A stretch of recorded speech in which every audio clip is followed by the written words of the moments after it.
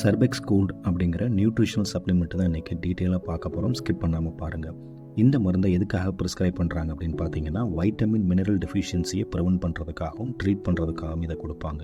இதில் இருக்கக்கூடிய மூலப்பொருட்கள் காம்போசிஷன் என்ன அப்படின்னு பார்த்தீங்கன்னா, vitamin B6, B12, folic acid, alpha lipoic acid, omega 3 fatty acid, lycopene, zinc, selenium, magnesium, manganese, chromium. இது எதுக்கெல்லாம் யூஸ் ஆகுது அப்படின்னா, வைட்டமின் மினரல் டெஃபிஷியன்சியை சரி பண்ணுறதுக்காக, வீக்னஸாக இருக்கிறவங்க, ரொம்ப சோர்வாக இருக்கிறவங்க, நியூட்ரிஷன் ரொம்பவே புவராக இருக்கிறவங்க, ரீசெண்டாக அதாவது இல்னஸ் இல்லை சர்ஜரி பண்ணியிருக்காங்க அப்படின்னா அதை ரெக்கவரி பண்ணுறதுக்காகவும், நரம்பு ஆரோக்கியத்தை மேம்படுத்தவும், பிரெயின் அண்ட் மெமரி சப்போர்ட்டை இன்க்ரீஸ் பண்ணவும், ஹார்ட் ஹெல்த்தை சப்போர்ட் பண்ணவும், இம்யூன் சிஸ்டத்தை சப்போர்ட் பண்ணுறதுக்காகவும் பயன்படுத்துகிறாங்க.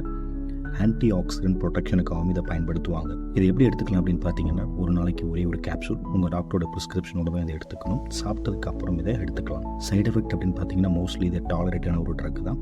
இருந்தாலும் சிலருக்கு இது nausea, vomiting, stomach upset, constipation, diarrhoea, தலைவலி இந்த மாதிரியான பிரச்சனைகளை ஏற்படுத்தலாம். இது ஒமேகா 3 ஃபேட்டி ஆசிட் இருக்கிறதுனால ஏப்பம் வரும்போது ஒரு ஃபிஷியான ஸ்மெல் வரும்.